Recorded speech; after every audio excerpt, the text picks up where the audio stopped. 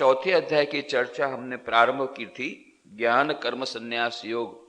और पिछली चर्चाओं में हमने बताया कि ज्ञान कर्म संन्यास योग यह कोई नया योग नहीं है, परंतु जो मुख्यतः मार्ग है, जो ज्ञान कर्म मिश्रित कर्म या भक्ति मिश्रित कर्म, जिनके उपाय से हम उस योग को ईश्वर से योग कर सकते हैं, ईश्वर से जुड़ सकते हैं, ईश्वर की प्राप्ति कर सकते हैं, इन्हीं के दो मार्ग ज्ञान और भक्ति मूलक कर्म योग, ये दो प्रकार के मार्गों का ही एक मनोनिरूपण अलग प्रकार से किया गया।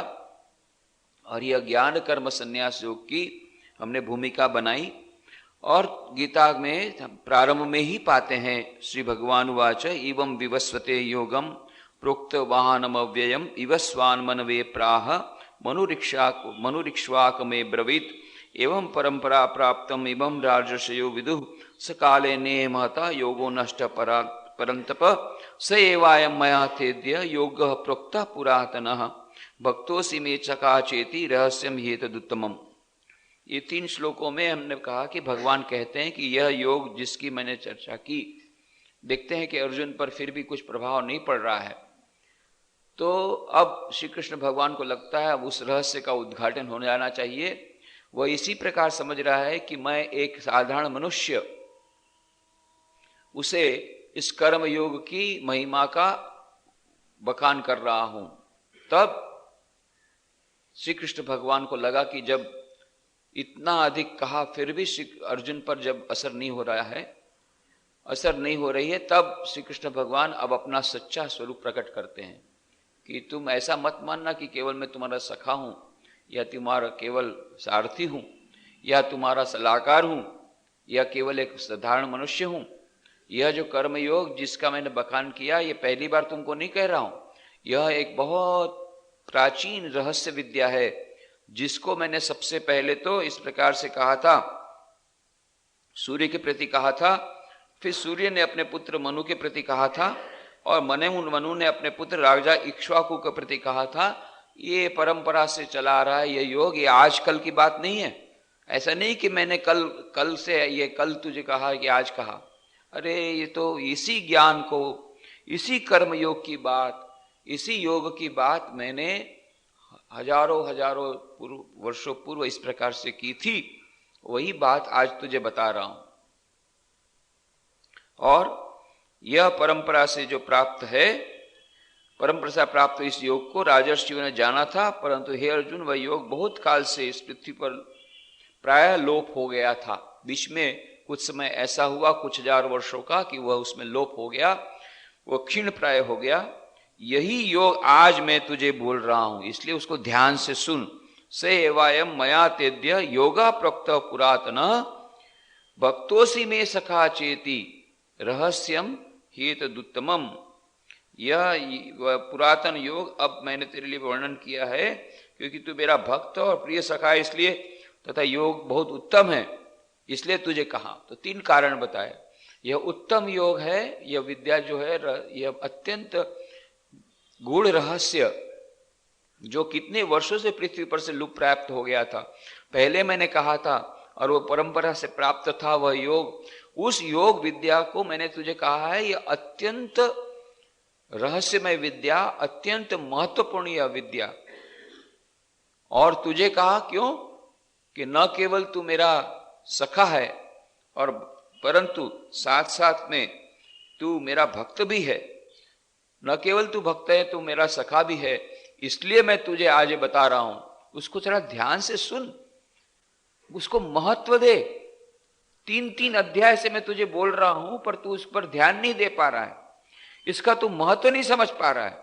ये ऐसा मत समझ कि मैं आज तुझे बोल रहा हूं, ये बहुत पुरातन विद्या है, रहस्यमय विद्या है, अत्यंत रहस्यमय विद्या है, लुप्त प्राय हो गई थी, पर आज तुझे बोल रहा हूं, वो भी तू मेरा भक्त है इसलिए, और न केवल भक्त है, तू मेरा सखा है इसलिए।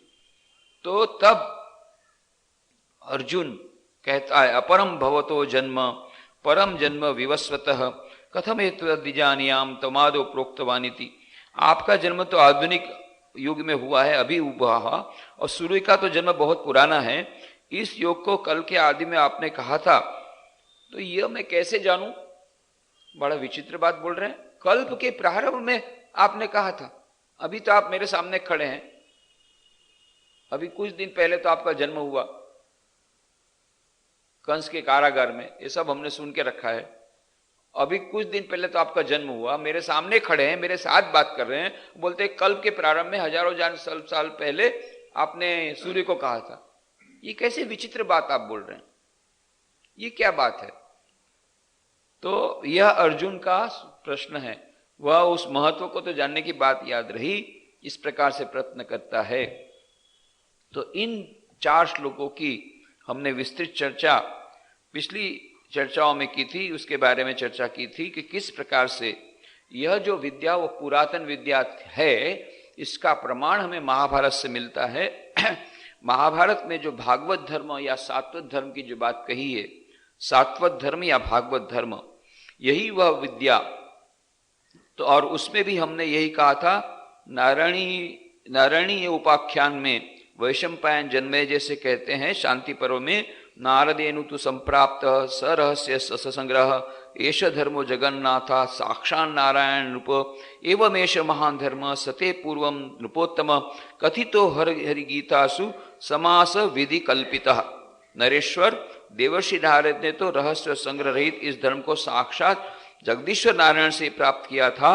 नृहे नृपश्रेष्ठ, इस प्रकार यह महान धर्म मैंने तुम्हें पहले हरि गीता में संक्षिप्त से बताया है।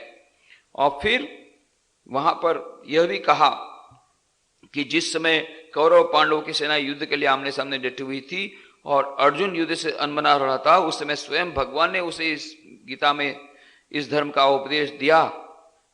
समूपोढ़ेश्वनिकेशु कुरु पांडवयोर्मृधे अर्जुने विमनस्मे च गीता भगवता स्वयं। तो इस धर्म को महाभारत के इस नारायणी उपाख्यान में सात्वत धर्म कर भी पुकारा है, इसकी बात हम लोगों ने कही थी। और वहीं पर श्रीमद् महाभारत में कहा गया कि सात्वत जो धर्म की बात के कहते हुए कहा, काल प्रभाव से उसकी परंपरा नष्ट होती गई। फिर यह 7वां मनवंतर आया जो अभी चल रहा है। अभी जो चल रहा है वो 7वां मनवंतर है, पहला मनु नहीं है, इसके पहले कई मनु हो गए। मनु एक एक मनवंतर के पहले एक एक मनु होते हैं। तभी ये 7वें मनु ने 7वें मनवंतर अभी जो चल रहा है। तो इस उपाख्यान में 348वें अध्याय में 13वें से लेकर 47वें श्लोक तक सात्वत धर्म की उपदेश परंपरा का वर्णन करते हुए बताया गया कि किस प्रकार पूर्व के 6 मनवंतरों में यह धर्म प्रचलित होकर लुप्त हो गया। और फिर 7वें मनवंतर की चर्चा करते वहीं पर कहा गया है महाभारत में, यदिदम सप्तम जन्म पद्मजम ब्रह्मणो नृप तत्रेश धर्म कथितः स्वयं नारायणः पितामहाय शुद्धाय युगादौ लोकधारिणे पितामहश्च दक्षाय धर्ममेतं पुरा ददौ ततो ज्येष्ठे तु दौहित्रे प्रादादक्षो नृपोत्तम आदित्ये सवितु ज्येष्ठे विवस्वान् जगृहे ततः त्रेता युगादौ च ततो विवस्वान् मनवे ददौ मनुष्य लोकभूत्यर्थं सुता इक्ष्वाक वदे ददौ इक्ष्वाकुणा च कथितो व्याप्य लोकानवस्थितः गमिष्यति च क्षयांते च पुनर्नारायणम नृप। तो यह केवल प्रमाणित करने के लिए श्रीमद् भगवद गीता में जो बात कही गई कि यह परंपरा से प्राप्त योग है, ये पहली बार मैं तुझे नहीं कह रहा हूं, तो इसका प्रमाण हमें महाभारत में मिलता है। इसके लिए श्लोक कहे गए, नरेश्वर यह जो ब्रह्मा जी का भगवान के नाभि कमल से 7वां जन्म हुआ है, इसमें स्वयं नारायण ने ही कल्प के आरंभ में जगत धाता शुद्ध स्वरूप ब्रह्मा को इस धर्म का उपदेश दिया। फिर नारायण ने पहले ब्रह्मा जी को दिया, फिर ब्रह्मा जी ने सबसे पहले प्रजापति दक्ष को इस धर्म की शिक्षा दी, हे नृपश्रेष्ठ। इसके बाद दक्ष ने अपने ज्येष्ठ दौहित्र अदिति के सविता से भी बड़े पुत्र को इस धर्म का उपदेश दिया। उन्हीं से विवस्वान माने सूर्य ने इस धर्म का उपदेश ग्रहण किया। फिर त्रेता युग के आरंभ में सूर्य ने मनु को, और मनु ने संपूर्ण जगत के कल्याण के लिए अपने पुत्र इक्ष्वाकु को इसका उपदेश दिया।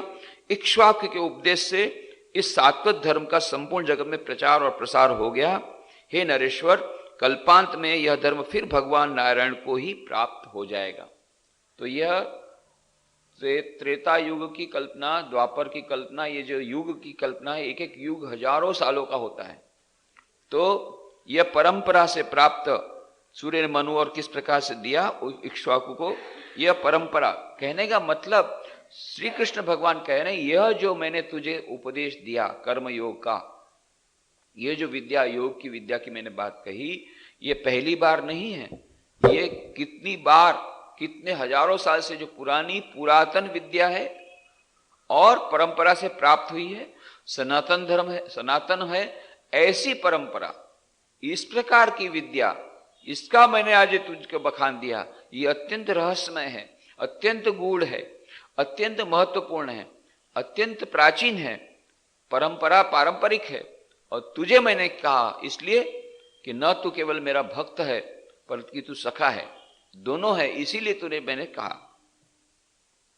तो ये सात्वत धर्म की उपदेश परंपरा हमने जो देखा भागवत के श्रीमद महाभारत में, वही हुबहू गीता में योग की उपदेश परंपरा है। तो ये सात्वत धर्म जो इसकी बात महाभारत में कही, ये सात्वत धर्म, यही मानो इसी को श्री कृष्ण यहां पर योग की विद्या कहते हैं।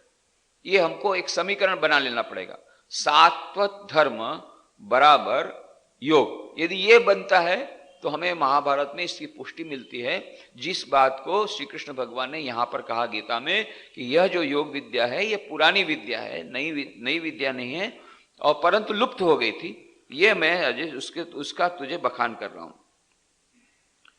तो योग यानी कर्म योग और भागवत धर्म यानी सात्वत धर्म। तो प्रथम मनमंत्र में जो स्वयंभू के नाम से परिचित है, वह योग नारद ने नारायण से प्राप्त किया था। अब इस सप्तम संवंतर में जो वैवस्वत के नाम से जाना जाता है, इसमें योग की परंपरा यूं दर्शाई गई है, नारायण से ब्रह्मा, ब्रह्मा से दक्ष, दक्ष से उसके ज्येष्ठ दौहित्र, फिर उससे उसके छोटे भाई विवस्वान को। विवस्वान के बाद की परंपरा गीतोक्रम के अनुसार ही है। दक्ष का दौहित्र था विष्णु नामक आदित्य, जो अदिति का पुत्र था। इसी विष्णु आदित्य का उल्लेख करते हुए भगवान ने गीता के विभूति योग नामक 10वें अध्याय में कहा है, आदित्यानाम अहम विष्णु। इस प्रकार गीता में भगवान ने विवस्वान को जो योग देने की बात कही है, ये मानो पुष्टि हमें मिलती है श्री महाभारत में। तो यहां पर जो विवस्वान के बाद की बात तो श्री कृष्ण भगवान ने कही कि मैंने सूर्य को कहा, सूर्य के पुत्र इक्ष्वाकु, और बाद में उसने यहां पर इसको कहा विवस्वान। और विवस्वान के बाद की परंपरा तो गीता में कही गई, जहां पर गीता में कहा गया कि विवस्वान मनवे प्राह, और फिर एवं परंपरा मनुरिक्ष्वाक वे ब्रवीत, और फिर उसने इक्ष्वाकु को कहा, और फिर इक्ष्वाकु से दूसरे ऋषि, दूसरे जो राजर्षि एक के बाद एक परंपरा प्राप्त हुए।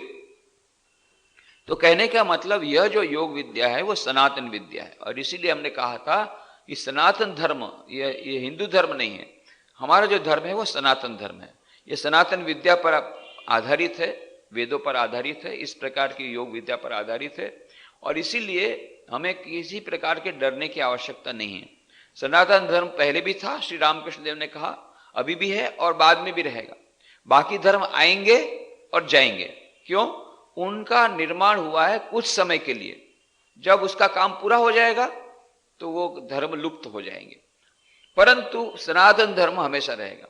और दूसरी बात, बाकी सभी धर्म हमने कहा था एक एक पुस्तक पर आधारित है और एक एक आचार्य पर आधारित है।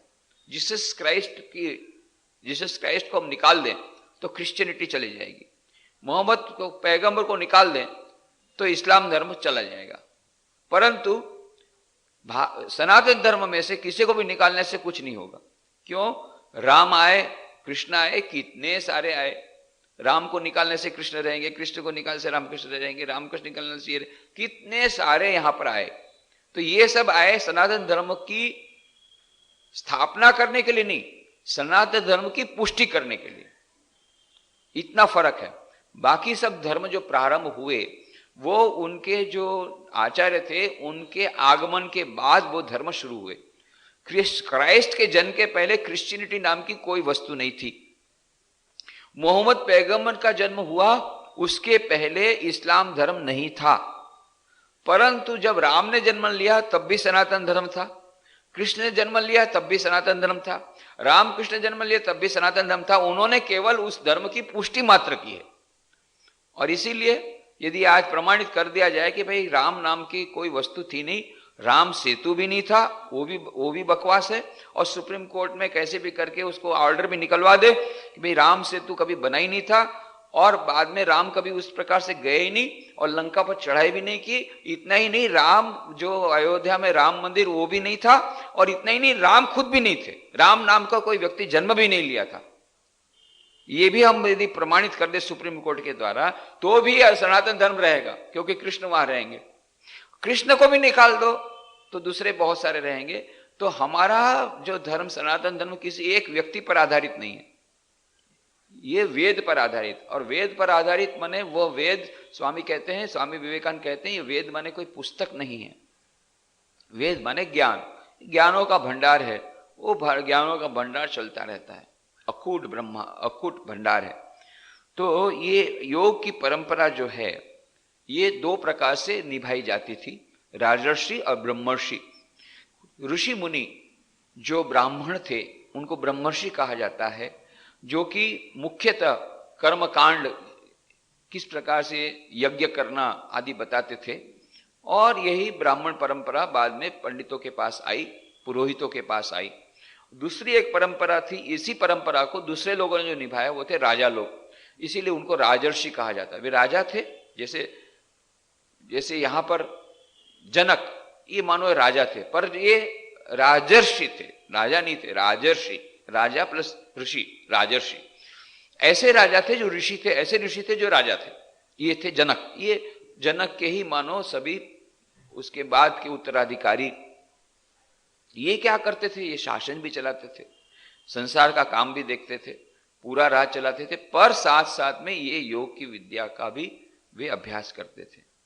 तो इसीलिए हमारा देश जब तक राजर्षियों से भरा हुआ था तब तक हमारा देश अत्यंत सबल था।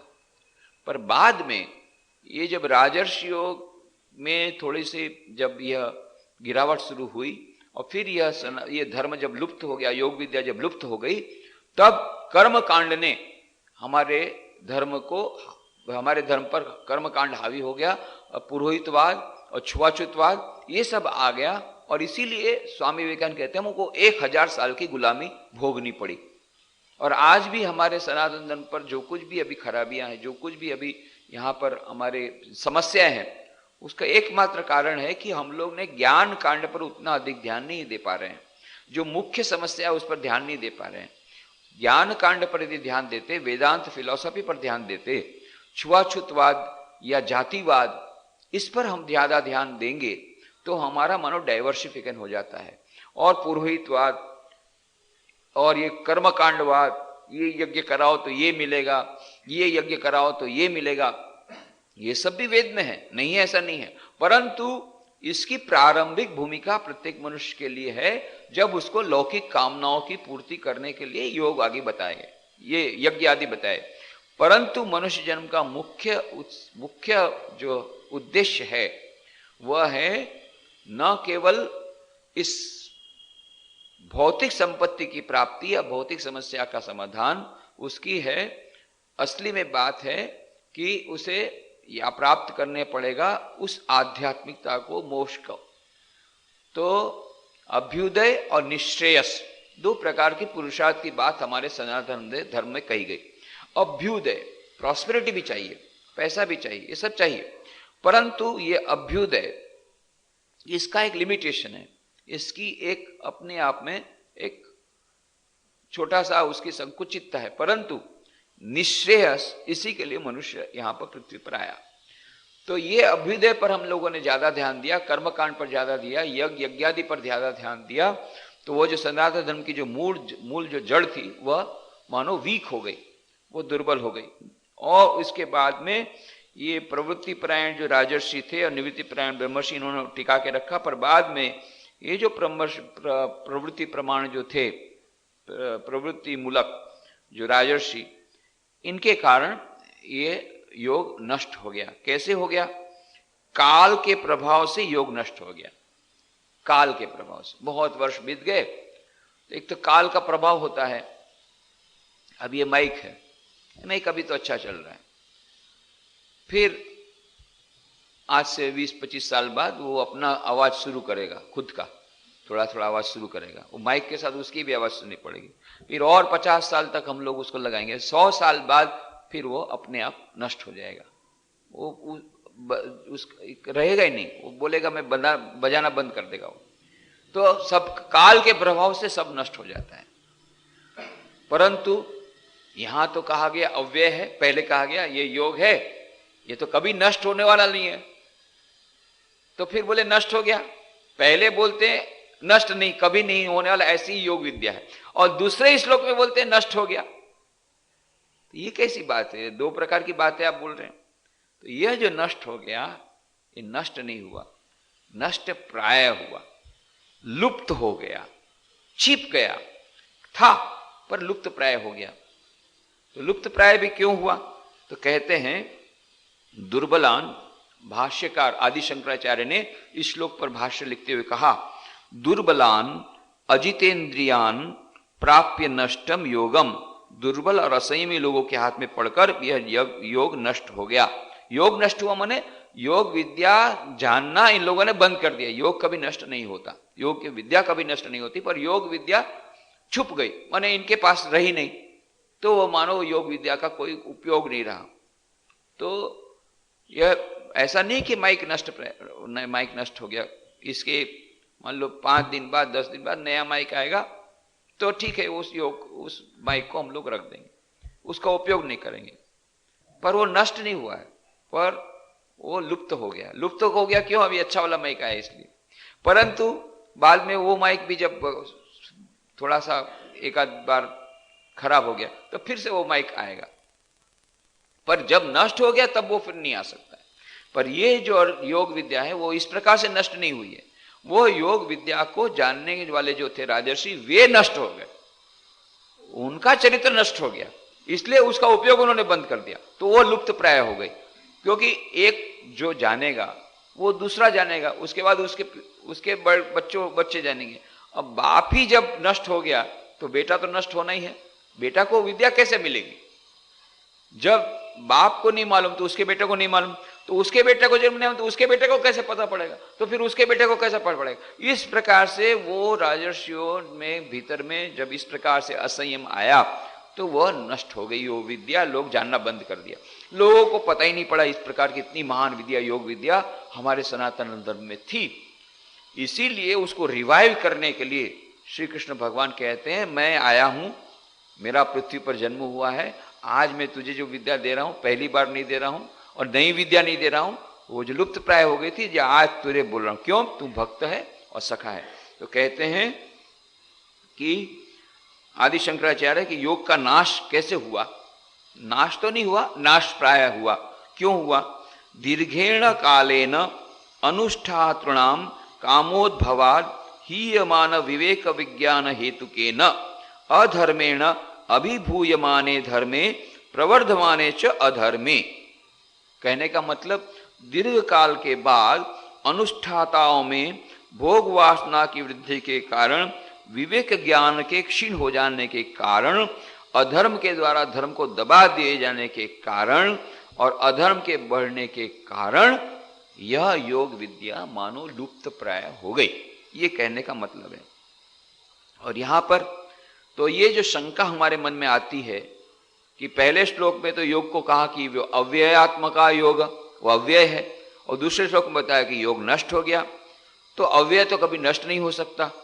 तो इसका उत्तर में व्याख्या क्या कहते हैं, यहां पर नष्ट होने का तात्पर्य समूल नाश से नहीं है, बल्कि दब जाने से, योग काल प्रभाव से दब गया, ऐसा अर्थ लेना चाहिए।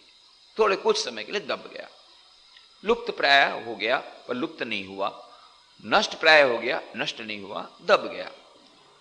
वह मानो सबके सामने से ओझल हो गया, इतना ही, कुछ समय के लिए। अब यहां जो कहा श्री कृष्ण भगवान ने, हे अर्जुन, यह जो विद्या लुप्त प्राय हो गई थी, अत्यंत गूढ़ विद्या, रहस्यमय योग की विद्या, ये कर्म योग की बातें, ये जब तू जो मुझे बताई है 3 अध्याय में, ऐसा मत समझ ये कोई इस प्रकार से अनावश्यक बातें हैं। या उसका तू महत्व समझ। अत्यंत महत्वपूर्ण ये बात है, मैंने तुझे कही है। यह गूढ़ जो विद्या कही अत्यंत गूढ़ विद्या है, रहस्यमय विद्या है। मैंने तुझे कही इसलिए क्योंकि तू मेरा भक्त है और तू मेरा सखा है। प्रश्न संशय होता है, ये भी भगवान भी क्या पार्शियलिटी करते हैं क्या? पक्षपात बोलते हैं। अच्छा, ये पक्षपात करिए, ये भी पार्टी वाले आ गए, सभी लोग पार्टी वाले, ये भी पार्टी वाले हो गए, ये भी पक्षपात वाले, पार्शियलिटी करते हैं। सभी जगह हम लोग बोलते हैं कि देखो भाई ये आदमी ठीक नहीं, ये लीडर ठीक नहीं। क्यों? वो पक्षपात करता है, किसी को ज्यादा वोट, किसी को ज्यादा दिखाना दिया, किसी को कम दिया, तो पक्षपात हो गया। तो श्री कृष्ण भगवान क्या पक्षपात कर रहे हैं अर्जुन के प्रति? नहीं। क्यों? क्योंकि श्री कृष्ण भगवान इस विद्या को सभी को देना चाहते हैं। अर्जुन को तो मात्र माध्यम बनाया है। अर्जुन जीव का प्रतिनिधि होकर आया है। तो यह जो अध्यात्म विद्या, योग विद्या फिर से दे रहे हैं, वह केवल अर्जुन के लिए नहीं है। अर्जुन तो मात्र बछड़ा है, बछड़े को दिखा करके गाय दूध देती है। जैसे पिछले समय हमने कहा था कि आप जाकर के गाय दूध देना शुरू कीजिए, दूध दोहना शुरू कीजिए। पहले तो गाय लात मारेगी, उसके बाद भी आप दोहना शुरू करेंगे, दूध नहीं देगी। क्यों? वो दूध आपके लिए नहीं है। गाय के आंचल में दूध है वो आपके लिए नहीं है। गाय के आंचल में जो दूध है वो बछड़े के लिए है। जब बछड़े को देखती गाय देखती है, तब उसके आंचल में दूध आता है। तो इसीलिए आपने देखा होगा, जब भी वो दूध वाले जो गोपालक हैं, ये जब गाय को दूध को धोते हैं तो सामने बछड़े को बांध देते हैं। बछड़े को देखते देखते गाय के आंचल में दूध आता है, और तब उस दूध को धो करके हम लोग पी जाते हैं। बछड़ा बेचारा देखता रहता है। कभी कभी दया से थोड़ा सा दूध उसको दे देते हैं, नहीं तो वो भी नहीं देते आजकल तो। और फिर वो दूध में भी फिर बाद में पानी बहुत सारा मिला करके फिर बेचते हैं। दूध दिया था गाय ने बछड़े के लिए, वो तो ले लिया पहली चोरी की, फिर ऊपर से उसमें मिलाया दूध, पानी। उल्टा होता है आजकल, पहले दूध में पानी मिला था, अभी पानी में दूध मिलाते हैं। इतना ही फर्क है, दूसरा ज्यादा फर्क ज्यादा नहीं है, थोड़ा सा फर्क है। पहले दूध में पानी मिलाते थे, भाई कितना मिला है, बोले 1 गिलास दूध में 1 गिलास पानी मिला है। अभी उल्टा है, अभी पानी में दूध मिलाते हैं। तो पानी में थोड़ा दूध मिला करके पानी का कलर दे दिया, सफेद रंग का हो गया। उसके बाद में उसको बेचा। तो तीसरा ये किया कि उसको पहले तो बेचा, और फिर चौथा बोला कि ये एकदम शुद्ध दूध है। चोरी, झूठ भी बोला, चोरी भी किया, ये सब हम लोग करते हैं। और दूध दिया था गाय ने बछड़े के लिए, और वो फिर हम लोग उसको खरीद करके हम लोग पीते हैं। इसलिए गांधी जी ने कहा भाई मैं चोरी का दूध नहीं पीऊंगा। क्यों? था बछड़े के लिए, और गाय गोपालक ने मेरे लिए दिया। पर जब तबीयत खराब हो गई, तब फिर उन्होंने कहा कि भाई गाय का दूध जो मैंने प्रण किया, तो गाय का दूध तो मैं नहीं लूंगा। फिर किसी ने अपना बुद्धिमानी कह करके थोड़ा पॉलिटिकल सॉल्यूशन दिया, डिप्लोमेटिक सॉल्यूशन। क्या? कि भाई आपने तो प्रण लिया था कि मैं गाय का दूध नहीं लूंगा। क्यों? क्यों मत पूछो, नहीं लिया, इतना ही तो बोला था ना कि गाय का दूध मैं कभी नहीं पीऊंगा, तो आप मत पीजिए, बकरी का दूध पीजिए। अरे बकरी भी दूध देती है, वो खुद के बच्चे के लिए थोड़ी, वो मनुष्य के लिए देती है दूध। पर ठीक है, चलो ये हम लोग सॉल्यूशन कर लेते हैं, कॉम्प्रोमाइज करते हैं। परंतु यदि हमें सचमुच में यही मन में दुख है, अरे बछड़े का दूध मैं पी रहा हूं, तो दूध पीना बंद कर दो। तो बात यह है कि हम लोग ये बछड़े का दूध पीते हैं, ये बछड़े के लिए रखा गया दूध पीते हैं। तो श्री कृष्ण भगवान जो दुग्धम गीतामृतम महत, गीता के अमृत रूपी दूध को जो पिला रहे हैं, वो कैसे पिलाएंगे? जब बछड़ा रहेगा तब तो दूध निकलेगा। उपनिषद रूपी जो गाय है, उसमें से दूध दोहने वाले हैं श्री कृष्ण, उनका काम ही दूध दोहना। तो ग्वाले था, ग्वाले का काम क्या होता है? ग्वाले का काम होता है गाय का पालन करना, गाय चराना सारा दिन, that is was his main business. बाद में ये साइड बिजनेस था, गोपियों के साथ खेलना और बंसरी बजाना, और ये बाकी साइड बिजनेस में वो नाग का हनन किया, उसका वध किया, ये सब तो साइड बिजनेस में। मुख्य उनका जो प्रोफेशन था वो गाय पर चलाना, गाय चराना। गाय चराने के लिए सुबह जाते थे, शाम को गोधुली में वापस आते थे, इसीलिए उसका नाम गोधुली। गोधुली क्यों? कि शाम के समय जब सूर्यास्त होने की तैयारी होती है तब गायों को वापस लौटा लेके जाते हैं। तो उस समय जो गाय को जब लौटते हैं तो बहुत सारी गाय एक साथ दौड़ती है, अब वापस जाना है, अंधेरा हो जाएगा, दिखेगा नहीं, तो जंगल से दौड़ती है, जहां पर वो उनको रहने की जगह है वहां दौड़ती है। वो दौड़ती है तो उसमें से धूल निकलती है, वो जो धूल निकलती है उसका नाम है गोधुली।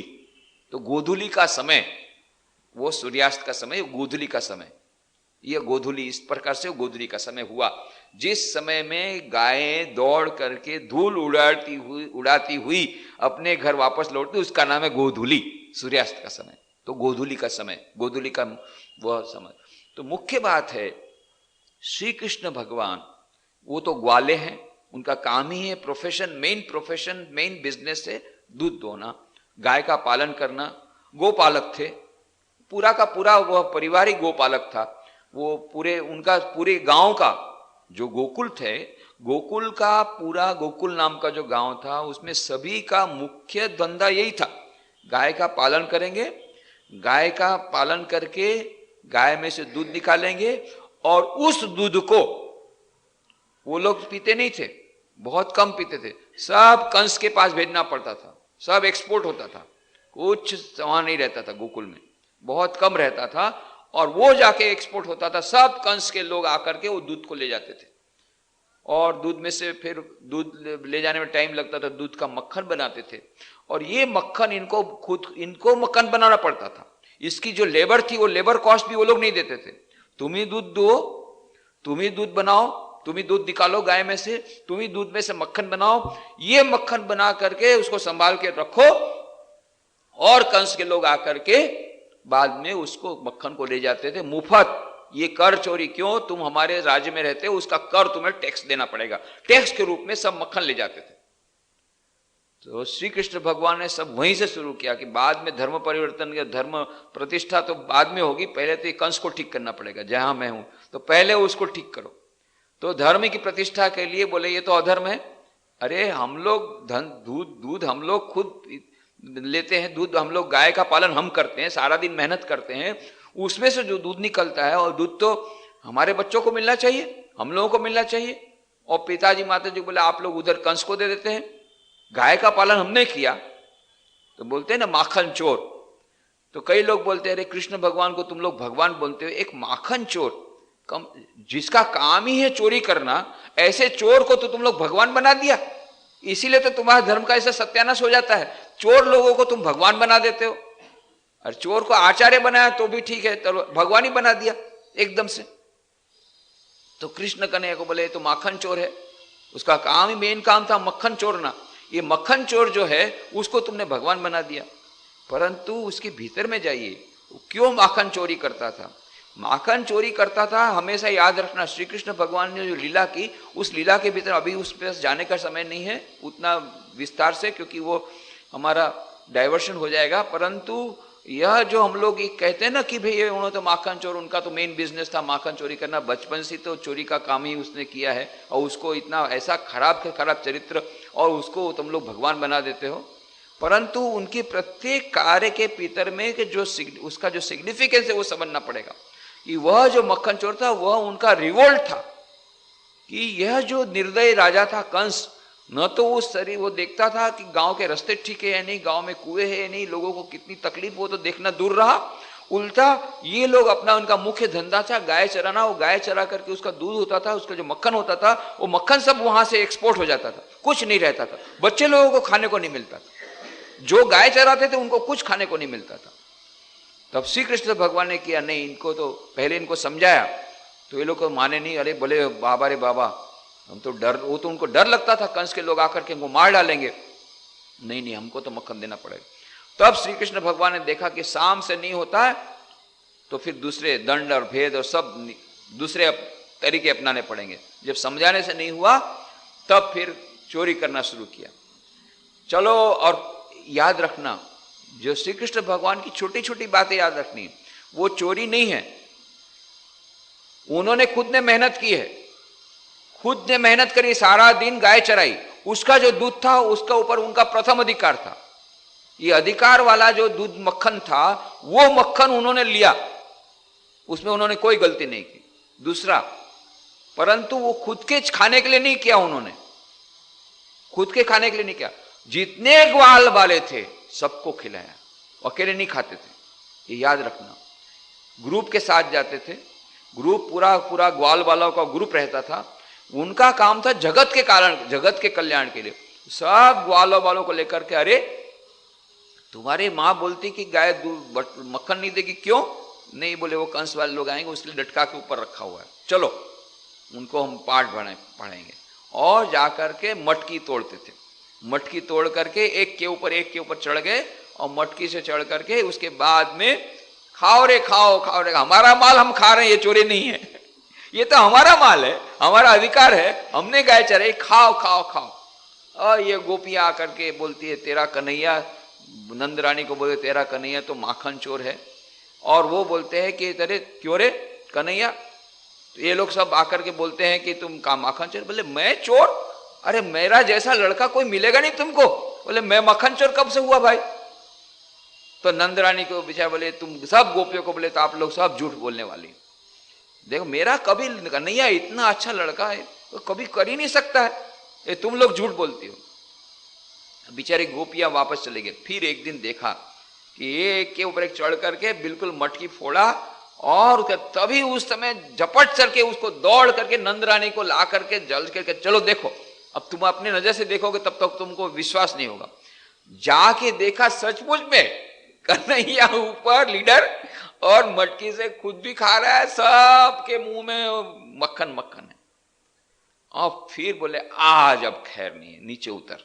नीचे उतर करके बस एकदम से शुरू किया पिटाई। पहले तो बांध देती हूं, बांधने के लिए रस्सी नहीं मिल रही, जितनी रस्सी लाती छोटी पड़ती, 2 उंगल छोटी, केवल 2 ही उंगल। ये जो भगवान कभी बनते हैं क्या? भगवान कभी नहीं बन सकते। भगवान को कौन बांध सकता है? जो सबको बांधता है उसको कौन बांध सकेगा? परंतु ये 2 उंगल रस्सी छोटी पड़ी, किसी प्रकार से उसको बांध, जितनी बांधती, जितनी नई रस्सी लाती छोटी पड़ती, छोटा सा कन्हैया बनता नहीं है। फिर जाकर के नंद रानी के आंख में आंसू आ गए, अरे ये इतना छोटा सा काम नहीं कर पा रहे हूं। तब श्री कृष्ण भगवान खुद बन जाते हैं। क्यों? वो जो 2 उंगल छोटी सी रस्सी थी कैसे पूरी हो गई? तो 2 उंगल मैं और मेरा, अहमता और ममता, ये 2 चीज है जो हमको ईश्वर से जोड़ने नहीं देती है। 2 उंगल का ही डिफरेंस है। ईश्वर को प्राप्त करने के लिए केवल 2 चीज, तो इतना सा अंतर बाकी है। कौन कौन सा? एक अहमता और ये ममता। ये 2 इंच जो छूटती थी, अहमता और ममता चली गई। मेरा कन्हैया मैं बांधूंगी, वो सब चला गया। जब यशोदा के आंखों से, नंद रानी की आंखों से आंसू चले गए, तो अहमता और ममता जब घुल गई तो कन्हैया बंध गए। और फिर बोलते हैं क्यों रे कन्हैया तूने चोरी क्यों की? बोले मैया मोरी मैं नहीं माखन खायो। अरे तू रोज यही बात बोलता था, मैया मोरी मैं नहीं माखन खायो, आज तो तुझे रंगे हाथ पकड़ा है, कॉट रेड हैंडेड, अभी भी यहां पर मक्खन लगा हुआ है, और बोलता मैया मोरी मैं नहीं माखन खायो है? ये तू, मैं देख रही हूं मक्खन का है यहां पर, बोलते मैया मोरी मैं नहीं माखन खायो। बोले मैं थोड़ी खाया, वो तो दूसरे लोगों ने बरबस मुख लपटायो, ये दूसरे बच्चे जो हमारे ग्वाल वाले उनको जबरदस्ती मेरे मुंह पे लगा दिया, मैं नहीं खाया हूं। तो कहने का मतलब यह, और जो दिया वो ग्रुप एक्शन किया। ऐसे लीडर थे, बांट के खाते थे, अकेले कभी नहीं खाते। इसलिए उनका यूनिटी इतना था, इतना स्ट्रेंथ था, कोई उन पर कुछ कह नहीं सकता, क्योंकि अकेले नहीं थे, सब ग्वाल वालों का झुंड एक साथ था, सब ग्वाल वाले एक, सबको बटर दिया है, पहले सबको दिया। ये आजकल के लीडर फेल क्यों होते हैं? मक्खन खाने, काम करने के साथ सबसे काम कराते हैं, और जब मक्खन निकालना होता है, माने भ्रष्टाचार मान हुआ, 10 करोड़ 1000 करोड़ रुपए का घास चारा, वो अकेले खा जाते हैं। तो बाकी मिनिस्टर पर बोलते हैं हम नया पार्टी बनाएंगे। पर श्री कृष्ण भगवान कैसे लीडर थे? पहले सबको बटर खिलाते थे कि तुम पहले खाओ, हम लोग एक साथ मिलके खाएंगे, और ये पहले से बांटते थे, हिस्सा बांटते थे। इसलिए वो लीडर, बॉर्न लीडर, पहले से सबके नेता थे, सब बोलते ये कन्हैया हमारा लीडर होगा। क्यों? कि ये बांट के खाता है, पहले हमको देता है, बाद में खुद खाता है।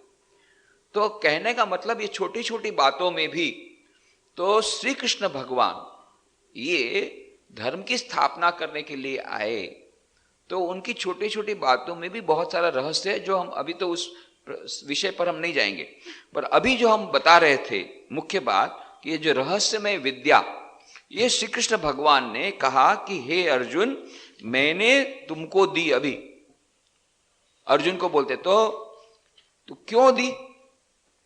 तो अर्जुन तो ये नहीं पार्शियलिटी नहीं कर रहे हैं, वे पक्षपात नहीं कर रहे हैं। अर्जुन जो है वह मानव जीव का प्रतिनिधि है। तो जब तक बछड़ा नहीं बंधा, बछड़ा नहीं देखेगी गाय, तब तक गाय के आंचल में दूध नहीं आएगा। उसी प्रकार से दुग्धम गीतामृतम महत्, तो सर्वोपनिषदो गावो, ये जितने उपनिषद है गाय हैं। दोग्धा गोपाल नंदन, जो दूध होने वाला है वो गोपाल नंदन श्री कृष्ण है स्वयं। पार्थो वत्स सुधीर भोक्ता, ये पार्थ कौन है? ये बछड़ा है। बछड़े को देख करके जैसे गाय दूध देती है, उसी प्रकार से पार्थ अर्जुन को देख करके श्री कृष्ण भगवान उपनिषद रूपी गाय में से, उस आंचल में से दूध निकाल करके गीता दुग्धम मीतामृतम महत्, ये जो गीतामृत, गीता का जो दुग्ध है वो हमको परिवेशन करते हैं। तो कहने का मतलब अर्जुन के प्रति श्री कृष्ण भगवान का कोई पक्षपात नहीं है, परंतु कोई माध्यम बना करके मानव जात को वह इस प्रकार का संदेश दे रहे हैं। और 18वें अध्याय में हम पाएंगे, अंतिम 18वें अध्याय में, जहां पर गीता में श्री कृष्ण भगवान ने खुद ने कहा कि ये रहस्यमय विद्या है, ये रहस्यमय विद्या हे अर्जुन मैंने तुझको दिया है, केवल तुझको दिया। क्यों? क्योंकि तू उसका अधिकारी है। जब तक हम अधिकारी नहीं बनेंगे हम विद्या प्राप्त नहीं कर सकते। We must become the recipient, proper recipient. यदि मान लो हम लोगों ने एक ग्लास है, वो ग्लास में सबको दूध दिया जा रहा है, तो हम लोगों ने ग्लास को क्या किया? हमने ग्लास को उल्टा रखा और बाद में हम कंप्लेंट करते हैं कि हमको तो दूध दिया नहीं, सबको दूध दे के चला गया और हमको तो दूध दिया नहीं। अरे उसने तो दूध दिया, पर आपका लोटा उल्टा था, तो दूध था सब नीचे गिर गया, अंदर एक भी दूध नहीं आया। तो गलती किसकी है? हमने उल्टा रखा पात्र, तो हम तो फिट रिसिपिएंट होने चाहिए। हम यदि अपात्र, हमारा पात्र कुपात्र होगा, तो फिर वह जो ज्ञान रूपी गंगा आएगी नहीं। तो श्री कृष्ण भगवान ने अर्जुन को दिया इसलिए क्योंकि वो पात्र उस दुग्धम गीतामृतम महत् को झेलने के लिए सक्षम था। हमारा पात्र सक्षम नहीं है। क्यों उसका सक्षम हुआ? अर्जुन विषाद योग, यह जो एक बहुत बड़ा शॉक मिला उसके जीवन में, बहुत बड़ा दुख आया, बहुत बड़ा विषाद आया, और लगता है कि बस अब गांडीव मेरे हाथ से चला गया, मेरे पास में कोई ताकत नहीं रही। तब जाकर के संपूर्ण शरणागत जब हो गया, तब जाकर के ईश्वर की कृपा होती है। तो यह श्री कृष्ण भगवान 18वें अध्याय में भी कहेंगे बाद में, य इमं परमं गुह्यम मद्भक्तेष्व भिधासति भक्तिमयी पराम कृत्वा मामे वैश्यत्य संशयम न च तस्मान् मनुष्येषु कश्चिन् मे प्रियकृतमः भविता न च मे तस्मात् अन्यः प्रियतरो भुवि अध्येष्येते च य इमं धर्मं संवादमावयोः ज्ञानयज्ञेन तेनाहम् इष्टस्यामिति मे मतिः श्रद्धावाननसूयश्च शृणुयादपि यो नरः सोऽपि मुक्तशुभा लोकान् प्राप्नुयात् पुण्यकर्मणाम्। श्री कृष्ण भगवान स्वयं कहते हैं, यह जो गीता में मैंने जो तुमको इस प्रकार से यह जो ज्ञान दिया, उसकी कीमत तू छोटी मत कर। अद्भुत रहस्य तूने आज मैंने तुझे आज दे दिया है। परंपरा से प्राप्त जो रहस्य लुप्त हो गया था वो मुझे दिया है। और अंत में कहते हैं, जो मेरे प्रति परम भक्ति रखते हुए मेरे भक्तों को इस परम गूढ़ रहस्य की शिक्षा देगा, वह निस्संदेह मुझी को प्राप्त होगा। उससे बढ़कर मेरा प्रिय करने वाला न तो इस पृथ्वी पर कोई है और न कोई मेरा प्रिय इस पृथ्वी पर होगा। देखिए श्री कृष्ण भगवान का हृदय देखिए, वे तो चाहते हैं प्रत्येक मनुष्य को गीता का यह अमृत मिले, वे तो चाहते हैं, पर हम उसको लेने के तैयार हैं क्या? श्री कृष्ण भगवान क्या कहते हैं कि यह गीता का अमृत सबको मिले, मैं ऐसा चाहता हूं। तो ऐसा नहीं कि मैं पक्षपात करना चाहता हूं, मैंने केवल तुझे को कहा, पर तू इसको सभी को बांटना, तेरे अकेले के लिए नहीं है, सबको बांटना। और यदि तू इसको बांटेगा, इस गीतामृति अमृत को, तो मेरे से मेरा उससे ज्यादा बढ़कर कोई प्रिय पात्र नहीं होगा जो इस प्रकार से इस ज्ञान यज्ञ के द्वारा गीता का प्रचार प्रसार करेगा, गीता के ज्ञान का, उसके समान प्रिय मेरा कोई नहीं। कितनी अद्भुत बात श्री कृष्ण कहते हैं। जो मेरे प्रति परम भक्ति रखते हुए मेरे भक्तों को इस परम गुण रहस्य की शिक्षा देगा, वह निसंदेह मुझी को प्राप्त होगा, वो भगवान की उसको प्राप्ति हो जाएगी। और भगवान ऐसा नहीं कहते हैं कि उसको भगवान प्राप्ति हो जाएगी, कहते वो मुझे प्राप्त होगा। मतलब मैं अपने आप को महान समझता हूं कि वो मुझे प्राप्त हो गया। श्री कृष्ण भगवान कहते हैं उसको मैं प्राप्त नहीं होऊंगा, वह मुझे प्राप्त होगा। मतलब मेरे लिए बहुत बड़े गौरव की बात है कि इतना महान भक्त मेरे पास आया। मैं उसके लिए क्यों, वो जितना मुझे नहीं चाहता उससे अधिक मैं उसको चाहता हूं। जितना भक्त भगवान को नहीं चाहते उससे अधिक भगवान भक्त को चाहते हैं। इसलिए अबू याजिद नाम के सूफी संत हो गए। उन्होंने कहा कि मेरे जीवन में मैंने कुछ गलतियां की। सबसे पहले गलती तो मैंने ये की कि मैं समझता था कि मैं भगवान को चाहता हूं, और मैं समझता था कि मैं भगवान के पास आया, और मैं ऐसा समझता था कि मैंने भगवान को खोजा। बाद में मुझे पता पड़ा, अरे मैं उसको खोज रहा था, उसके पहले वो मुझे खोज रहा था, और मैं उसको प्राप्त करने की इच्छा करता, उसके पहले से वो मुझे प्यार करता था। मैंने प्यार नहीं किया, भगवान ने मुझे प्यार किया पहले, बाद में मैंने प्यार किया। वो मेरी खोज पहले से कर रहा था, मैं तो उसकी खोज बाद में शुरू किया। भगवान तो खोजने में लगे हुए कि कहीं कोई सच्चा भक्त मिले और मैं धन्य हो जाऊं, पर मिलता नहीं है। यही बात है, खोजते रहते हैं कि एकाध भक्त मिल जाए, आहा धन्य हो जाऊं। तो कहते वो मुझको प्राप्त होगा। और कहते हैं उससे बढ़कर मेरा इस प्रकार से गीता के ज्ञान का प्रचार प्रसार करेगा, उससे बढ़कर मेरा प्रिय करने वाला न तो इस पृथ्वी पर कोई है और न कोई मेरा प्रिय इस पृथ्वी पर होगा, सारी पृथ्वी में नहीं होगा। तो ऐसा नहीं कि वो रहस्य विद्या को वो ट्रेड सीक्रेट के नाम से चुपचाप बंद रखना चाहते हैं। नहीं, ट्रेड सीक्रेट नहीं रखना चाहते, वो तो चाहते हैं कि गीता का रहस्य का ज्ञान सबको मिले, परंतु कुपात्र को न मिले। क्यों? उसकी कीमत नहीं होगी। वह उसका नॉट ओनली दैट कि उसको तो प्राप्त नहीं होगा कुछ, उसका डिग्रेडेशन हो जाएगा, उसका अवमूल्यन हो जाएगा। इसलिए वो कहते, बाकी मैं तो चाहता हूं गीता का ज्ञान और सबके पास जाए, और यदि कोई भक्त को देता है तो बोलता है उससे बढ़कर मेरा कोई प्रिय पात्र नहीं होगा जो इस गीता के ज्ञान को दूसरों को बताएगा। जो भी हमारे पुनित संवाद का अध्ययन करेगा और मैं उसके द्वारा ज्ञान से पूजित होऊंगा, ऐसी मेरी धारणा है। और जो इस प्रकार से गीता में जो कहा गया, मेरा जो संवाद है, हम लोगों का दोनों का संवाद, इसका जो पाठ करेगा तो मैं समझूंगा उसने ज्ञान यज्ञ किया। केवल ज्ञान की चर्चा नहीं की, वो भी ज्ञान यज्ञ के बराबर है। हम लोग जो भी कर रहे हैं वो यज्ञ कर रहे हैं। एक यज्ञ होता है जिसमें घी की आहुति दी जाती है, उस यज्ञ से ही बढ़कर के ये यज्ञ है। हम लोग जो अभी पाठ कर रहे हैं, सुन रहे हैं गीता के बारे में, यह भी एक महान यज्ञ है। इसका नाम है ज्ञान यज्ञ।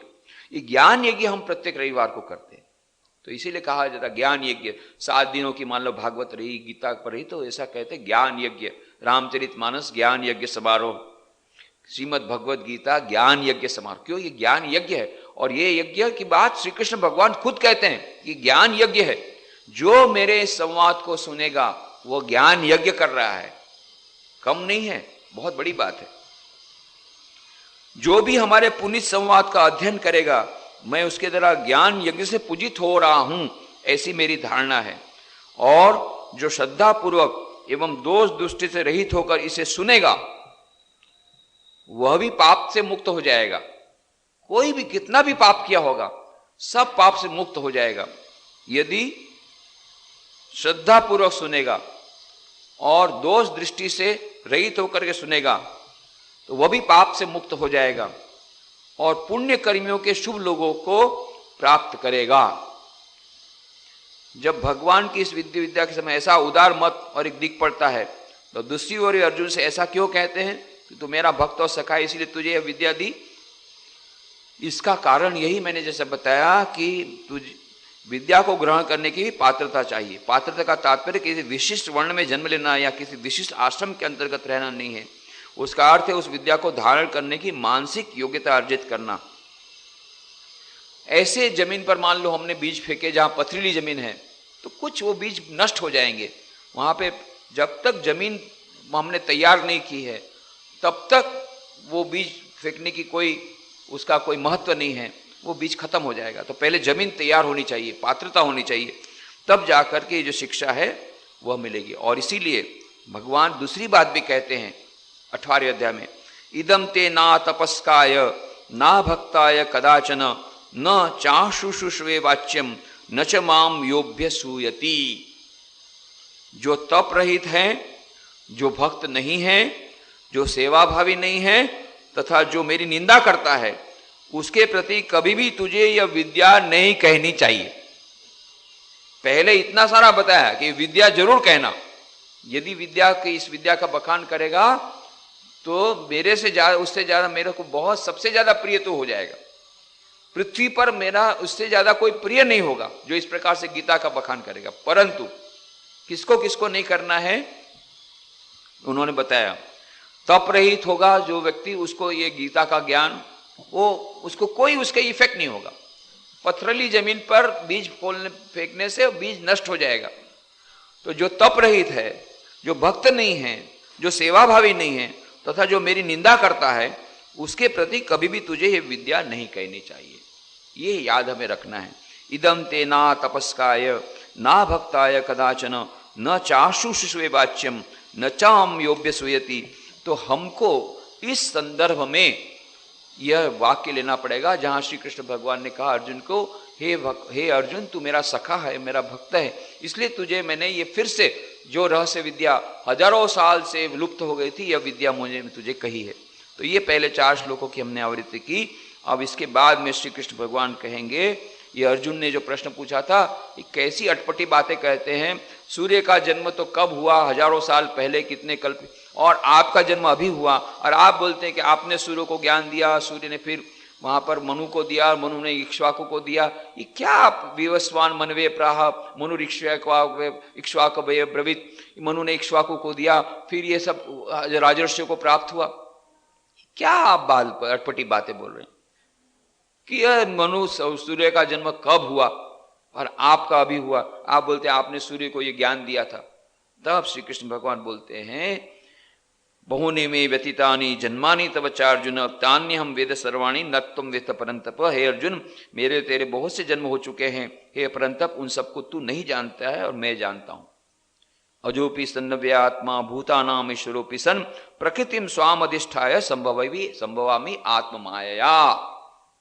यहां पर अब श्री कृष्ण भगवान अपने सच्चे स्वरूप का उद्घाटन करते हैं अर्जुन के प्रति कि मैं ऐसा मत समझ, मैं साधारण मनुष्य हूं, मैं स्वयं ईश्वर हूं और जगत के कल्याण के लिए मैंने यह अवतार धारण किया, जन्म धारण किया।